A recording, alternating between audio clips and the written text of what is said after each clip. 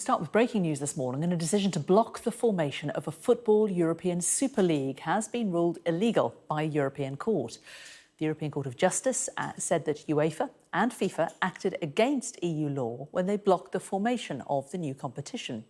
It was back on the 18th of April 2021 that plans for a new European Super League were announced by Real Madrid's president, Florentino Perez, with the backing of 11 other clubs.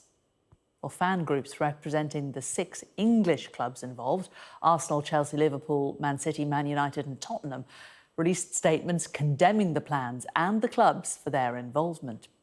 2 days later, more than 1,000 Chelsea fans protested outside their stadium ahead of a Brighton match, with team buses prevented from entering the stadium.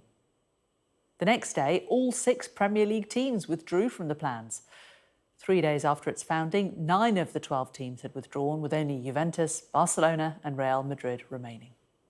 The following day, the 22nd of April, Man U fans gained access to the club's training ground to demand the owners sell the club.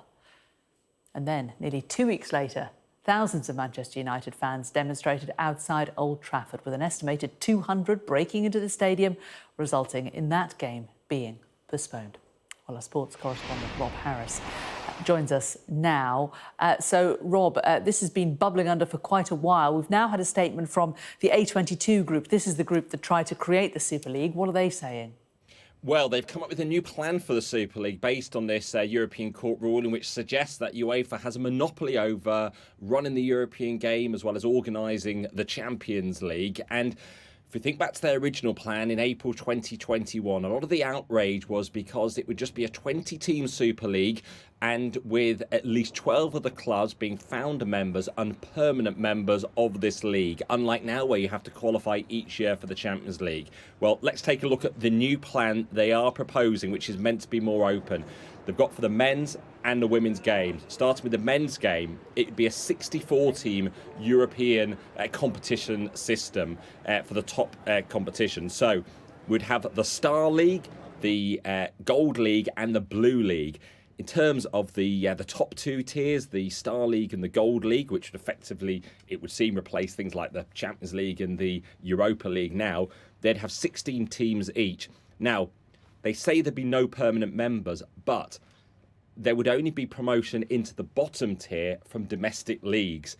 It would imply that if you're locked in at the top 2 tiers, once you have started this new competition, then you're in there, and it'd be quite hard to displace you unless you get relegated. So quite a lot of things to get through, but effectively, if you're to earn your position each year, now, if, say, Manchester City win the Champions League, win the Premier League this year, they qualify for the Champions League next season.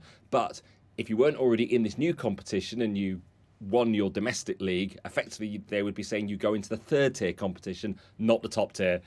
So, and also there is a women's competition which has 16 clubs each.